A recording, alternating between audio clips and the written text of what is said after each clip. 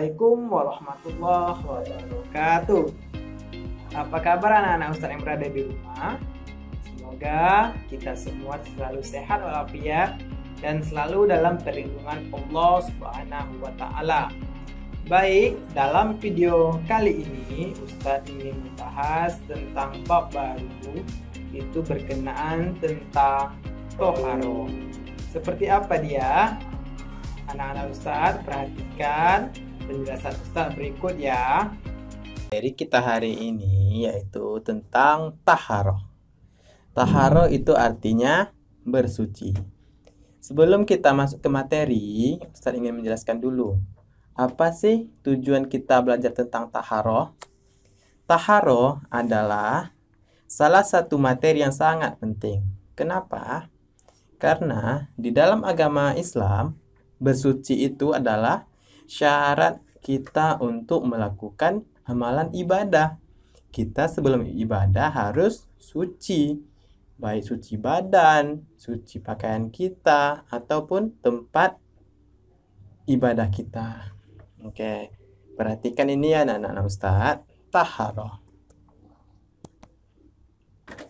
Di sini ada dua jenis dari taharo tersebut. Yang dua jenis yang harus kita sucikan. Yang pertama adalah kita bisa mensucikan najis.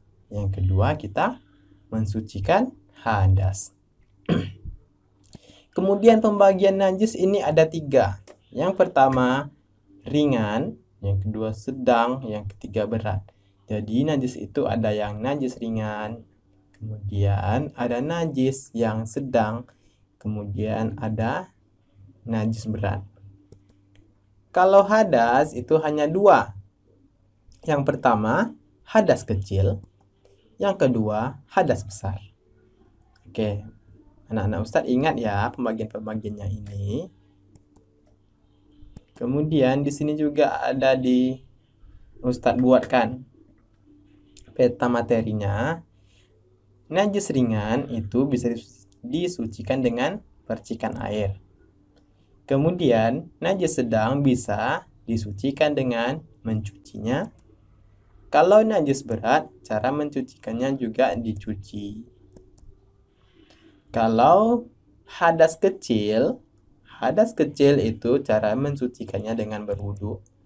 Kalau hadas besar, cara mensucikannya dengan mandi, atau sering kita sebut dengan mandi wajib, atau mandi janabat, atau mandi besar.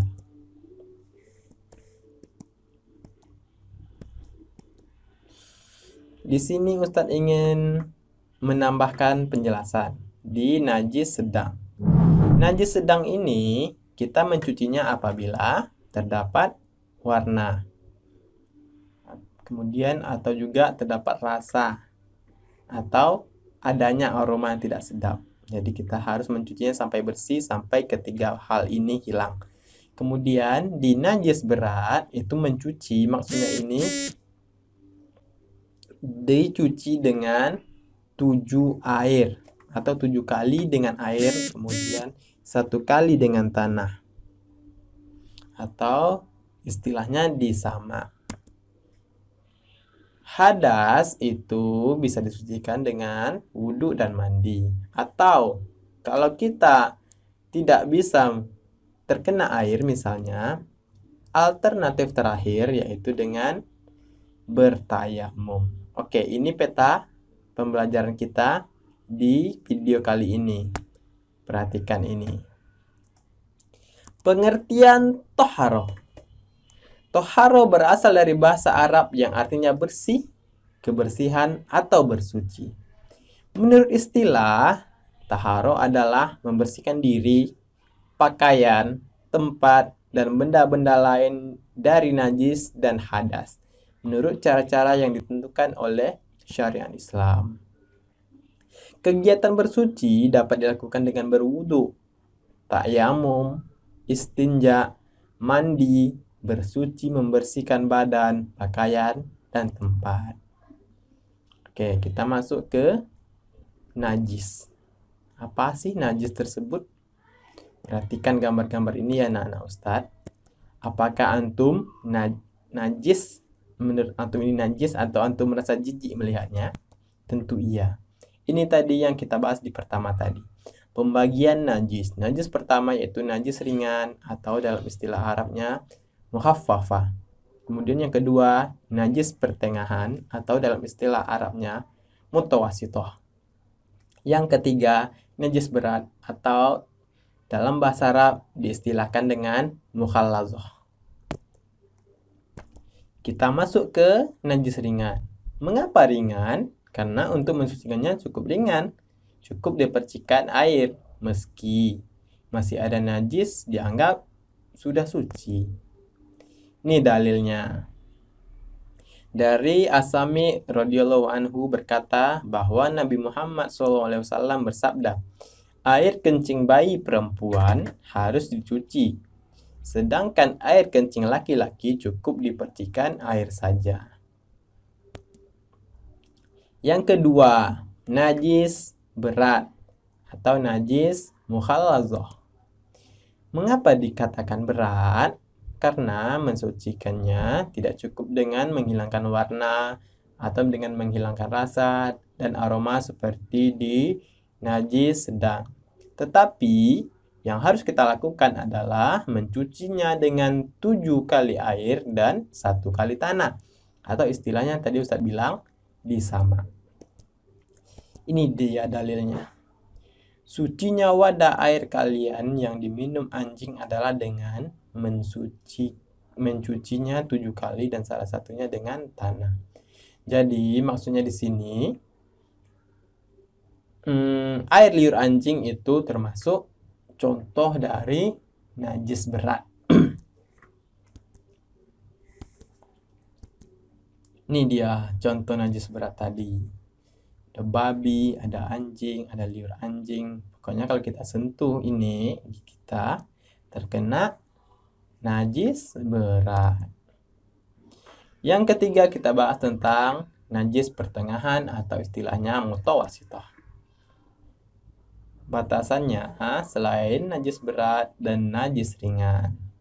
Contoh di sini ada contohnya darah, nanah, muntah, keluar dari kemaluan depan atau belakang, atau bisa berbentuk kotoran, atau ginjal, air kencing, darah, atau kentut.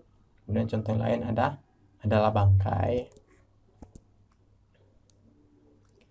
Pensuciannya dihilangkan secara fisik. Jadi yang najis pertengahan ini, kalau kita terkena dengan najis ini, kita harus menghilangkan warnanya. Kalau itu najisnya berwarna, kita hilangkan rasanya. Kalau najis itu ada rasa, kita hilangkan aroma tidak sedapnya kalau najis itu beraroma. Metodenya seperti apa, Ustadz? Ini dia ada 4 metode. Yang pertama bisa kita mencucinya, kemudian kita bisa menyiramnya, kemudian kita tambahkan air sebanyak-banyaknya, kemudian atau kita kesetkan ke tanah. Ini dia petanya biar mudah kita ingat. Jadi anak-anak Ustadz harus ingat yang 3 ini. Tahu ini masuk dalam ujian nanti. Yang pertama najis muhaffafah, najis mukhallazah, dan najis mutawasithah. Jadi kita selain tahu macam-macamnya, kita harus tahu juga istilah dalam bahasa Arab. Kita masuk ke hadas. Hadas adalah keluarnya sesuatu benda dari kubul dan dubur. Untuk menghilangkan hadas, seseorang haruslah berwudu jika hadasnya kecil dan harus mandi besar jika dia berhadas besar. Apa hadas kecil, Ustadz? Hadas kecil dinyatakan hadas kecil atau batal wudunya jika 1. Keluarnya sesuatu dari 2 jalan, maksudnya adalah kubul dan dubur. Baik ini kita pup atau kita pi. Baik itu berupa angin atau kentut atau benda-benda yang dimaksud di sini adalah pup dan pi. Hadas besar. Hadas besar itu contohnya pada wanita ada haid, nifas, wiladah, kemudian yang keempat jima, yang kelima keluar mani bagi laki-laki, baik disengaja ataupun tidak. Ini dia sambung yang tadi. Kemudian hilangnya akal atau gila, mabuk, tidur. Kemudian yang ketiga, bersentuhan kulit antara laki-laki dan perempuan sama-sama dewasa yang bukan mahram itu membatalkan wudhu atau dinamakan kita sedang berhadas kecil. Yang keempat, menyentuh kubul atau dubur dengan telapak tangan, baik sengaja ataupun tidak, baik milik sendiri maupun milik orang lain, baik anak-anak maupun orang dewasa. Jadi kalau kita terpegang gitu, wudhunya batal atau dia sedang berhadas kecil. Adapun cara menghilangkannya adalah dengan cara berwudhu, atau kalau lagi sakit tidak bisa terkena air atau air tidak ada, bisa dengan bertayamum. Ini dia najis. Najis adalah segala sesuatu yang dipandang kotor oleh syarak hukum Islam. Najis yang mengenai badan atau pakaian hendaknya segera dibersihkan. Jika tidak segera dibersihkan, akan menimbulkan efek samping yang tidak baik, misalnya kotor, bau, penyakit, atau tidak enak kita lihat, atau tidak enak dipandang. Syarat-syarat wudhu. Disyaratkan kita berwudhu apabila kita ingin melaksanakan sholat, ingin menyentuh Al-Quran, ingin melakukan tawaf, ingin khutbah Jumat. Wudhu menurut bahasa artinya adalah bersih. Sedangkan menurut syarak wudhu adalah membasuh anggota badan tertentu dengan air dengan syarat-syarat tertentu. Ini dia tadi syarat-syarat wudhu. Yang pertama harus beragama Islam. Yang kedua mumayyiz. Yang ketiga berhadas kecil. Yang keempat memakai air yang suci dan mensucikan. Yang kelima tidak ada penghalangnya sampainya air ke kulit. Rukun wudhu. Wudhu itu yang pertama rukunnya adalah niat. Yang kedua membasuh seluruh muka dengan sempurna. Yang ketiga membasuh kedua tangan sampai siku. Yang keempat mengusap atau menyapu sebagian kepala. Yang kelima membasuh kedua kaki hingga mata kaki. Yang keenam tertib. Jadi tertib ini maksudnya harus berurutan. Tidak boleh kita melangkau-langkauinya atau kita letakkan membasuh kaki yang pertama, itu tidak boleh. Dia harus berurutan. Anak-anak Ustadz, ini adalah gambar orang yang sedang bertayamum. Tayamum artinya bersuci dengan cara mengusapkan tanah atau debu ke muka dengan kedua tangan sampai siku dengan beberapa syarat tertentu. Tayamum merupakan pengganti wudhu atau mandi janabat. Jadi anak-anak Ustadz kalau sedang tidak ada air atau tidak bisa menyentuh air, pengganti bersuci itu adalah bisa kita lakukan dengan tayamum. Ini dia dalilnya dalam Al-Quran Surah An-Nisa ayat 43. Yang artinya, kemudian kamu tidak mendapati air, maka bertayamumlah kamu dengan tanah yang baik. Sapulah wajah dan tanganmu. Kapan kita dibolehkan tayamum? Yang pertama, tidak ada air. Yang kedua, kita sedang sakit. Sakitnya ini bukan sakit yang ringan, sakit kepala ya anak-anak Ustadz. Jadi ini maksudnya sakit apabila kita menyentuh air, sakit kita itu akan menjadi parah. Kemudian yang ketiga, kapan dibolehkan bertayamum? Dingin. Dingin yang sangat dingin. Yang keempat, air tidak terjangkau. Yang kelima, air tidak cukup. Atau yang terakhir, habisnya waktu. Cara tayamum yaitu tepukan pertama kita usapkan ke wajah. Tepukan kedua kita usapkan ke tangan. Jadi yang kita usapkan itu hanya dua, yaitu wajah dan tangan. Ini dia niatnya. Yang membatalkan tayamum adalah semua yang membatalkan wudhu. Kemudian yang membatalkan tayamum juga apabila kita sudah menemukan air. Jadi tayamumnya batal, kita harus segera berwudhu atau mandi janabah. Ini dia materi tentang mandi janabah atau mandi besar. Penyebabnya tadi sudah kita bahas. Yang pertama haid, nifas, melahirkan itu bagi perempuan. Kemudian ada jima. Kemudian keluarnya mani baik sengaja ataupun tidak sengaja. Kemudian meninggal dunia. Haram dilakukan bagi orang-orang yang sedang berhadas besar. Jadi kalau kita sedang berhadas besar, kita tidak boleh sholat, tidak boleh sujud tilawah, tidak boleh puasa, tidak boleh tawaf, tidak boleh sa'i, tidak boleh memegang mushaf Al-Quran, dan dilarang masuk masjid. Jadi maksudnya di sini kalau kita sedang berhadas besar, kita harus mandi wajib dulu, baru kita boleh melaksanakan ibadah-ibadah ini. Rukunnya adalah yang pertama niat, yang kedua meratakan air ke seluruh badan. Mudah kan? Kemudian sunnah-sunnahnya dalam mandi janabah adalah pertama mencuci tangan, dua membersihkan kemaluan depan dan belakang, yang ketiga menghilangkan najis, yang keempat berwudu, kemudian yang kelima kita dahulukan anggota badan yang sebelah kanan.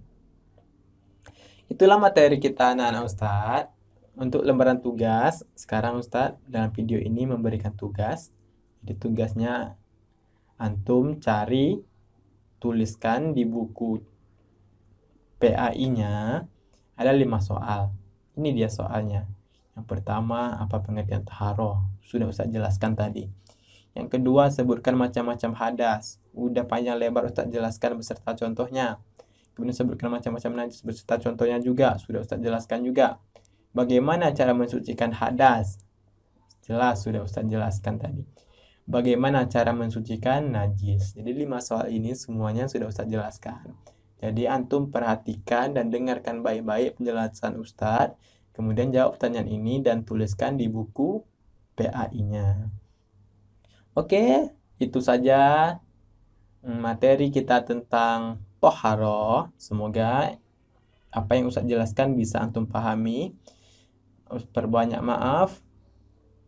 Ustadz akhiri materi ini. Sampai jumpa di video Ustadz selanjutnya. Itulah tadi pembelajaran kita tentang toharoh. Semoga dengan pembelajaran ini dapat menambah wawasan kita dan menjadikan kita lebih baik lagi ke depannya, khususnya tentang bersuci. Oke, sekian saja dari Ustadz. Mohon maaf atas segala kekurangan. Terima kasih atas segala perhatian. Akhirul kalam. Assalamualaikum warahmatullahi wabarakatuh. Dadah.